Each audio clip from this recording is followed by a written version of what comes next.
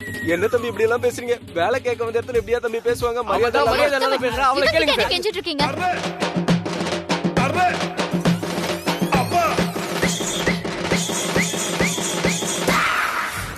அவன்கிட்ட சொல்லுங்க. போங்க சார். ஆமா. உத்தமன் சார் சொல்லி வைங்க சார். இவங்க வேலை தரலனா செத்துற மாட்டான் அந்த பிரபு. ஊர்ல போய் அவனை விவசாயம் போக செஞ்சு பொழைச்சுப்பேன். அப்படி இல்லையா பொட்டி கடை வச்சு கூட பொழைச்சுப்பேன். டேய், பொட்டி கடை கூட வைக்க லாய்க்கலடா நீ. ஐயோ மேடம் சொல்லிட்டாங்க, பயமா இருக்குப்பா. ஏய் சீ வெளியே விடுறி. பாத்தீங்களா உத்தமன் இவனை? அப்படி இல்லைன்னா 1000 கம்பெனி இருக்கு. ஏய் அவள்தான் உனக்கு. ஏய், உத்தமன் சார் உங்களுக்காக பாக்குறேன். இல்லனா அவ்வளவுதான். தம்பி வெளியே எடுத்துட்டு வாங்க போங்க. தம்பி பேசிக்கலாம் வாங்க. ஏய், உன்னோட தொப்பி எடுத்துட்டு போடா. ஐயோ சண்டெல்லாம் அப்புறம் போட்டுக்கலாம் வாங்க. கொஞ்சம் நில்லுங்க சார்.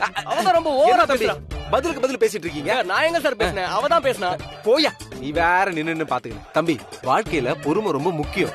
அவசரப்பட்டு வார்த்தையை விட்டீங்கன்னா யாரு நல்லவங்க யாரு கெட்டவங்கன்னு தெரியாது பாருங்க. இங்க பாருங்க, உங்களை பார்த்தா நல்லவரா தெரியுது.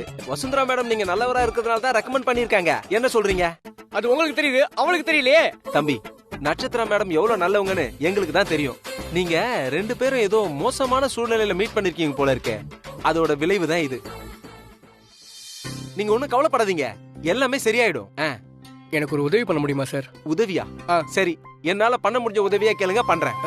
சார் நேற்று வசுந்தரா மேடத்தை மீட் பண்ணப்போ அவங்க நம்பர் வாங்க மறந்துட்டேன். அவங்க நம்பர் மட்டும் கொடுத்தீங்கன்னா நல்லா இருக்கும். வசுந்தரா மேடத்தோட நம்பரா? பொதுவா மேடத்தோட நம்பர் நாங்க யாருக்கும் கொடுக்கறது இல்ல.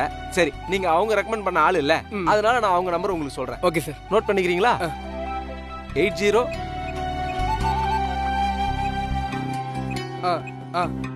Okay sir. ரொம்ப நன்றி சார். ஓகே, நான் வரேன் சார். வாங்க.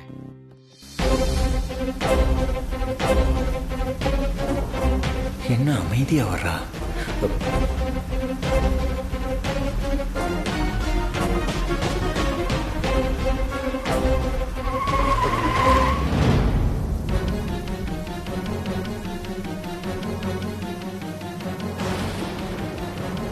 என்னாச்சு வசு? நீயும் அழுகிற, மழையும் பெய்யுது. ரொம்ப எமோஷனல் சீனா இருக்கும் போல இருக்கே. இப்ப எதுக்கு என்ன ஹாஸ்பிட்டலுக்கு கூட்டிட்டு வந்தீங்க? நான் மாசமா இருக்கேனான்னு தெரிஞ்சுக்கவா? அதை என்கிட்டயே நேரடியா கேட்டிருக்கலாமே. இப்படி 4 பேருக்கு தெரியற மாதிரி அவமானப்படுத்திருக்க வேண்டாமே. இல்ல வசு, நீ அடிக்கடி வாந்தி எடுத்துக்கிட்டு இருந்தல. இப்போ தெரிஞ்சிருச்சுல்ல நான் மாசமா இல்லைன்னு. சந்தோஷமா இருக்கீங்களா? ஆமா, சந்தோஷம்தான், ரொம்ப சந்தோஷம்தான். நீ எடுத்த வாந்தில குடும்பமே அலறி போச்சு. அம்மா என்கிட்ட பேசாதன்னு சொல்லிட்டாங்க. அவங்க முன்னாடி உன்னை திட்டிட்டு பின்னாடி போய் உன்னை கொஞ்சிட்டு இருக்கேன்னு நினைச்சிட்டு இருக்காங்க. அதெல்லாம் கேட்டு எனக்கு எவ்வளவு வலிச்சது தெரியுமா உனக்கு? இப்போ உண்மை தெரிஞ்சு போச்சு. என் மேல எந்த தப்பு இல்லைன்னு ப்ரூவ் ஆயிடுச்சு. இனி அம்மா முகத்துல தைரியமா முழிப்பேனே நானு. அப்ப எனக்கு சந்தோஷம் தானே. அர்ஜுன் சார், நீங்க எப்படி வேணாலும் நினைச்சுக்கோங்க. ஆனா நான் பழைய வசந்தராவா தான் இருக்கேன். உங்க மேல அதே லவ் அப்படியே தான் இருக்கு. ஜேகேஆர் ஃபேமிலியில இருக்கிற எல்லாரும் நல்லா இருக்கணும்னு நினைச்சது இன்னும் மாறவே இல்லை. இதுதான் நிஜம். உங்களையும் இல்ல நம்ம வீட்டுல இருக்கிற யாரையுமே ஏமாத்தணும்னு நான் கனவுல கூட நினைச்சதே இல்லை. உங்ககிட்ட இருக்கிற பிரச்சனை என்னன்னு தெரியுமா? எல்லாத்தையும் அரைகுறையா புரிஞ்சுக்கிட்டு தப்பு தப்பா முடிவெடுக்கிறது. அப்புறம் மேல சொல்லு. நான் தப்பு தப்பா முடிவு எடுக்கிறேன், வேற? இனி அவங்க ஹார்ட் ஃப்ரெண்ட் இல்ல, ரஞ்சித் அவளோட தாய் மாமனும் இல்ல. இந்த உண்மை ஒரு நாள் உங்களுக்கும் உலகத்துக்கும் தெரிய வரும். யாரு நல்லவங்க யாரு கெட்டவங்கன்னு அன்னைக்கு புரியும். இன்னைக்கு நான் படுற வேதனை மாதிரி பல மடங்கு வேதனைய அன்னைக்கு நீங்க அனுபவிப்பீங்க. அப்போ ஆறுதல் சொல்ல கூட நான் உங்க பக்கத்துல இருப்பேன்னா மாட்டேன்னு கூட தெரியல.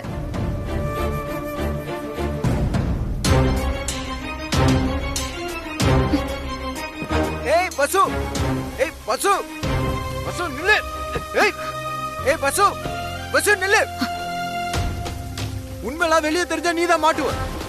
எல்லா தப்பும் பண்ணிட்டு அத சொன்ன குத்தமா உனக்கு? ஏய் ஆமா, இனியே என் ஹார்ட் ஃப்ரெண்ட் இல்லன்னு சொல்ற. இனியே ஆவி வந்து சொல்லுச்சா உனக்கு? சரி ஓகே, இனியே என் ஹார்ட் ஃப்ரெண்ட் இல்ல, வேற யார் என்னோட ஹார்ட் ஃப்ரெண்ட்? அதையும் கண்டுபிடிச்சு சொல்ல வேண்டியதானே. நீ பாட்டுக்கு உன் இஷ்டத்துக்கு கண்ணீர் விட்டு ஒரு கதை சொல்லிட்டு போனா அப்படியே உருகி போய் மண்டி போட்டு உங்ககிட்ட கெஞ்சுவாங்களா? இங்க பாரு, அந்த அர்ஜுன் எப்போ செத்துட்டான். இந்த மாதிரி வருத்தப்படுங்க கஷ்டப்படுங்க சாபம்லாம் விடாத. உன்ன மாதிரி ஒருத்தி சாபம் விட்டா அந்த சாபம் எனக்கு வந்து சேரட்டும், நான் பாத்துக்கிறேன். ஏய் ஏய் நில்லடி. ஏய் காரோட என்ன தனியா விட்டு போற? எனக்கு கார் ஓட்ட தெரியும்.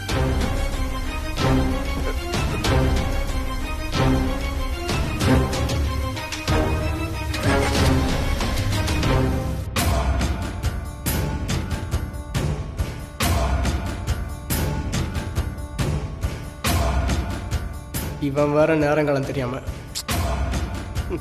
என்னடா ரொம்ப கோவமா இருக்கியா? இன்டர்வியூ என்னாச்சு? ஊத்திக்கிச்சா? ஆமா, அதுக்கு என்னப்போ? டேய், வேலைக்கு போய் உழைச்சி சம்பாதிக்கிறதெல்லாம் ஒரு பொழப்பாடா? என்ன மாதிரி உழைக்காம வேலைக்கு போகாம சம்பாதிக்க கத்துக்க. கவலையே இல்லாம இருக்கலாம். இல்லனா அடுத்தவன் ஏறி நம்மள மிதிச்சுக்கிட்டே இருப்பான், நம்மளும் வாங்கிக்கிட்டே இருக்கணும். வா வா, இதெல்லாம் சொன்னா உனக்கு புரியாது. ஒரு கட்டிங்க போடு, கவலையெல்லாம் மறந்துடும். வேலை தான் கிடைக்கல, வசுந்தரா மேடத்துக்காவது ஹெல்ப் பண்ணலாம். இந்த மாதிரி ஐயோக்கியங்கிட்ட இருந்து அவங்கள காப்பாற்றின புண்ணியமாவது கிடைக்கும். ம்.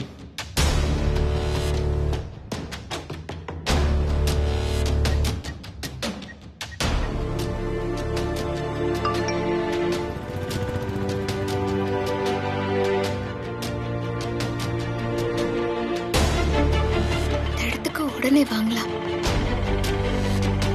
ஆட்டோ எங்கம்மா போகணும்? அண்ணா வடபழனி போகணும். சரிம்மா. சீக்கிரம் போங்க. ஒரே வழிதான் இருக்கு, இவன் கூட சேர்ந்து குடிச்சாதான் இவன் கிட்ட இருந்து உண்மையெல்லாம் வாங்க முடியும்.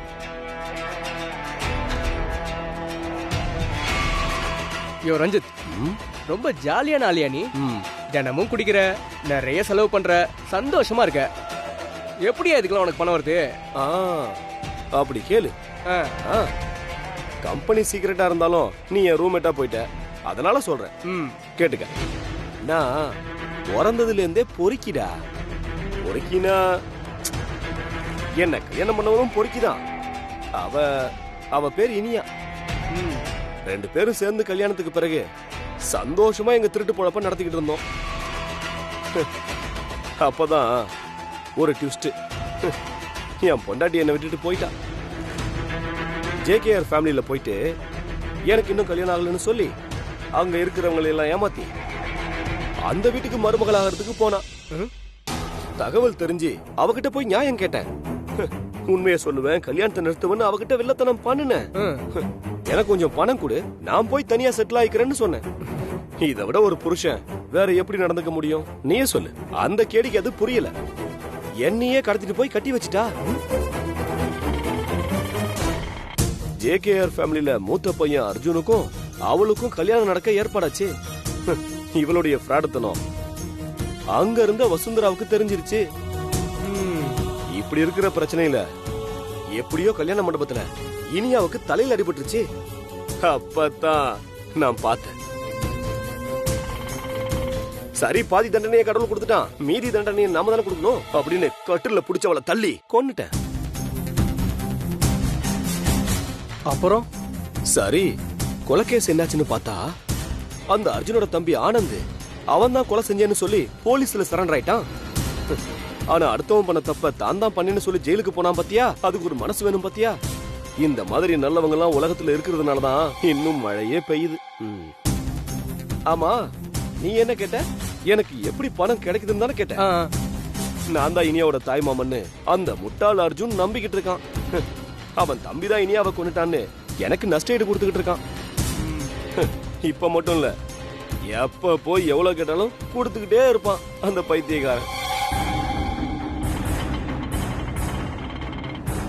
இதுல புரியாத விஷயம் 2 தான். அந்த வசுந்தரா ஏன் அர்ஜுன கல்யாணம் பண்ணிக்கிட்டா? 2வது, அந்த ஆனந்த் அவன் ஏன் கொலை செஞ்சேன்னு சரண்டரானா? இந்த 2ம் தான் புரியாத புதிராவே இருக்கு. அதனால என்ன, புரிய வச்சிருவோம். பேசாம இந்த கேள்வியை வசுந்தரா மேடம் கிட்ட கேட்டுறேன். கேட்கணும். அவளை நேர்ல பார்த்தா கண்டிப்பா கேட்கணும்.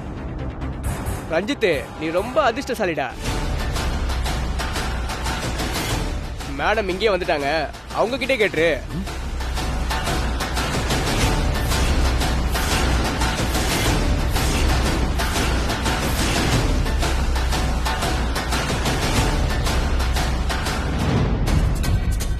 ரஞ்சித், நீ கொலை பண்ணிட்டு எங்களை மாட்டி விட்டுட்டல.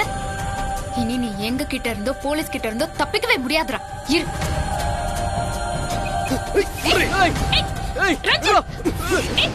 ரஞ்சித்! விடாத அவனை. டேய் ரஞ்சித்! டேய், நில்றா.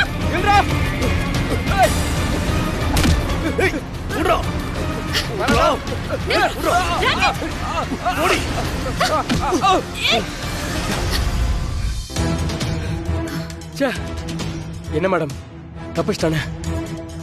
விடுங்க, எங்க போயிட போறான்? நிச்சயமா நம்ம கையில சிக்குவான். இந்த உலகத்துல அவன் எந்த மூலையில இருந்தாலும் அவனை தேடி புடிச்சு நான் கொண்டு வருவேன். ச்சே, இவனால தேவையில்லாம ஆனந்த் ஜெயில இருக்காரு. இவனை புடிச்சிட்டா அவரை வெளியே கொண்டு வந்துடலாம். அப்படி கொண்டு வந்துட்டா மீனாட்சியும் குடும்பமும் ரொம்ப சந்தோஷப்படுவாங்க. பிரபு, ரொம்ப நாளா என் மனசை அரிச்சிட்டு இருந்த பிரச்சனைய நீங்க தீர்த்து வச்சிட்டீங்க. ரொம்ப நன்றி பிரபு. பரவாயில்ல மேடம், அதனால என்ன? ஆமா, காலையில இன்டர்வியூக்கு போனீங்களே, வேலையில சேர்ந்துட்டீங்களா? உங்களுக்கு வேலை பிடிச்சிருக்கா? வேலை பிடிக்கணும்னா முதல்ல வேலை கிடைக்கணும்ல மேடம். ஏன், என்னாச்சு? நான் தான் சொல்லியிருந்தேனே. அதை ஏன் மேம் கேக்குறீங்க? காலையில இன்டர்வியூக்கு போகும்போது ஒரு கார்காரன் சட்டையில சேரடிச்சிட்டான். நான் கல் எடுத்து கார் கண்ணாடியை உடைச்சிட்டேன். பார்த்தா கார்ல இருந்து ஒரு பொண்ணு இறங்கி வருது, என் கூட சண்டை போடுது. நானும் விடல மேடம், திருப்பி பயங்கரமா பிரச்சனை பண்ணிட்டேன். அப்புறம் நான் ஆபீஸ்ல போய் பார்த்தா என்னை இன்டர்வியூ எடுத்ததே அந்த பொண்ணு தான். சரிதான் போங்க. ரெண்டு பேரும் சின்ன குழந்தைங்க மாதிரி சண்டை போட்டுக்கிட்டீங்களா? சரி, ஒன்னும் கவலைப்படாதீங்க. நாளைக்கு ஆபீஸ்க்கு வாங்க, நான் கண்டிப்பா அங்கதான் இருப்பேன். நிச்சயமா உங்களுக்கு வேலை உண்டு. போதுமா? ரொம்ப தேங்க்ஸ் மேடம். சரி, நான் கிளம்புறேன். Okay madam. பிரபு, என் செல்போன் உள்ள வச்சுட்டேன், கொஞ்சம் ஒரு நிமிஷம் மேடம், எடுத்துட்டு வந்துடுறேன்.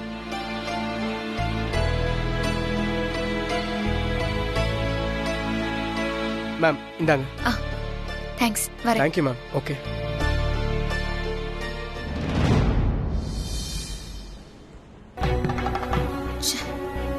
ரஞ்சித் ஒட்டுமொத்த குடும்பத்தையும் ஏமாத்தி அலைய விட்டுருக்கான்.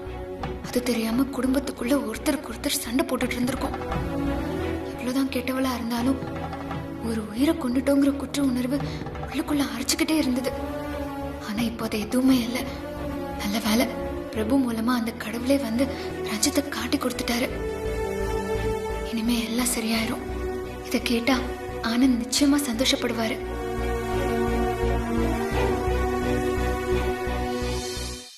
அண்ணி,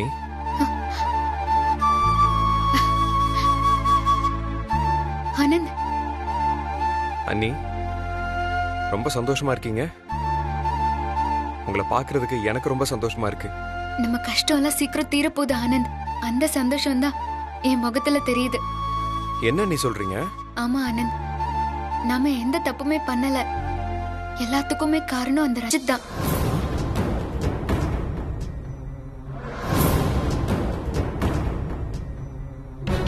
தான் செஞ்ச தப்ப மறைச்சு இத்தனை நாளா கேம் ஆடி இருக்கான். என்ன நீ சொல்றீங்க? நிஜமாவா சொல்றீங்க? ஆமா ஆனந்த், எனக்கு அந்த ரஞ்சித் மேல டவுட் இருந்தது. அவன் என்னடான்னா அர்ஜுன் சார் கிட்ட தொடர்ந்து பணம் வாங்கிட்டே இருந்திருக்கான். நான் அவனை ஒரு தடவை போய் மிரட்டினப்போ அவன் ரொம்ப திமிரா பேசினான். எனக்கு ஒரு சின்ன டவுட் வந்து நான் மண்டபத்துல போய் விசாரிச்சேன்.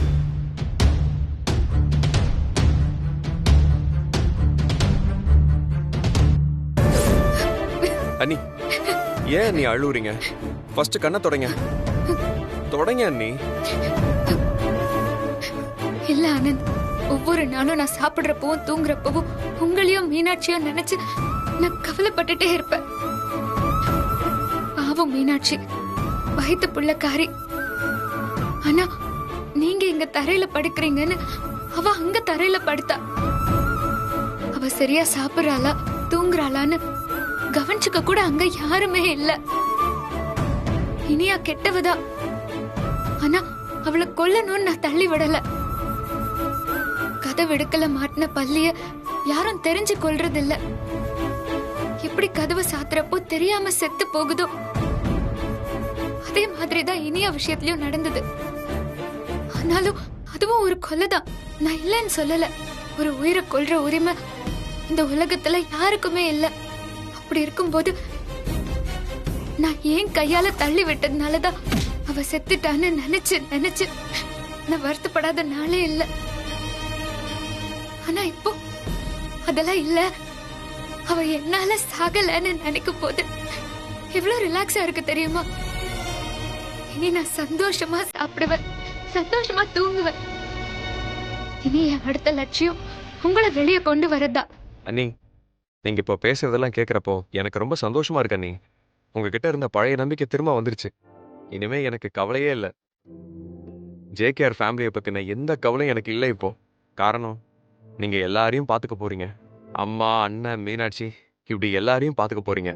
இனி பிஸ்னஸ் பத்தியும் நான் கவலைப்பட போறதே இல்லை. நீங்க ஃபார்முக்கு வந்துட்டீங்க. இனி ஒவ்வொரு மேட்ச்லயும் நீங்க செஞ்சுரி அடிப்பீங்க. அதுக்கப்புறம் எனக்கு என்ன கவலை? அதனால இனிமே நிம்மதியா ஆஃபீஸையும் வீட்டையும் பழைய நிலைமைக்கு கொண்டு வாங்க.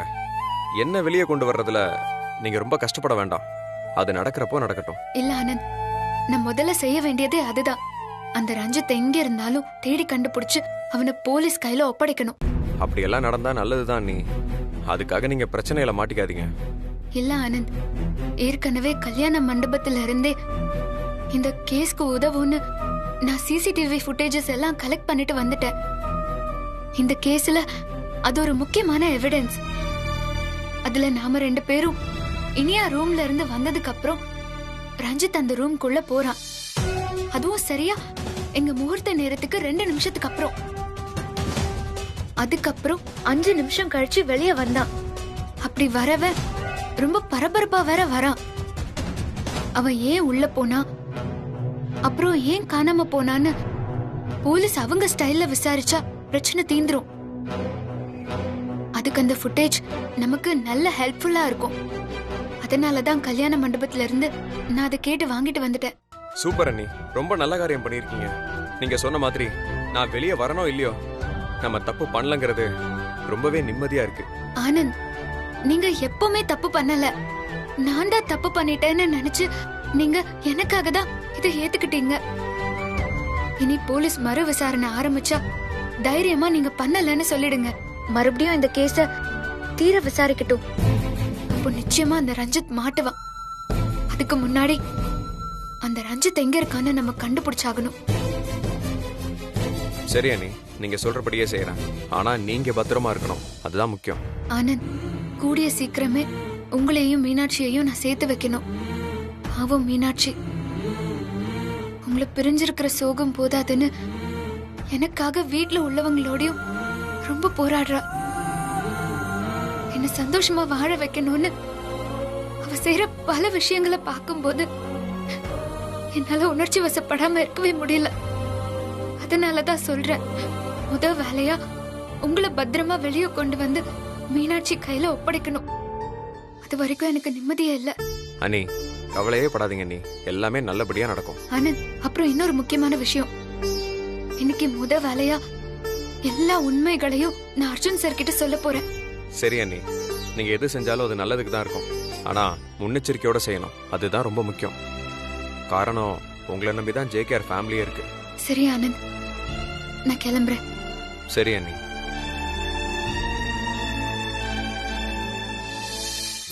நான் வரேன்டா. அந்த பொண்ணு பின்னாடியே போயிடாத. சரி சரி. டேய் வாடா, என்ன இவ்வளவு தூரம்? சொல்லியிருந்தா நானே வந்திருப்பேனே. ஏதாவது பப்ல ரெஸ்டாரண்ட்ல மீட் பண்ணிருக்கலாமே. ஆமா, நான் இருக்கிற நிலைமையில அதான் ரொம்ப முக்கியம். ஏன்டா இப்படி புலம்புற? ஏதாவது பிரச்சனையா? சொல்லு, சால்வ் பண்ணிடலாம்.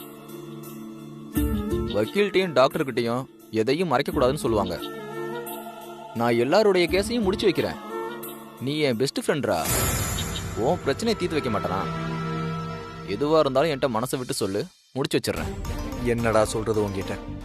வர வர என் ஒய்ஃபோட டார்ச்சரை என்னால தாங்கவே முடியலடா. டேய், உனக்கு மட்டும் இல்ல, இந்த உலகத்துல இருக்கிற எல்லா புருஷனுங்களும் இப்படிதான் புலம்புறானுங்க. உனக்கு என் பிரச்சனை தெரியல. டேய், நான் ஒரு நாள் கூட வீட்டுல சந்தோஷமாவே இருக்கிறது இல்லடா. தினமும் ஏதாவது ஒரு பிரச்சனை. பேசாம உன் ஒய்ஃபை டைவர்ஸ் பண்ணிடு.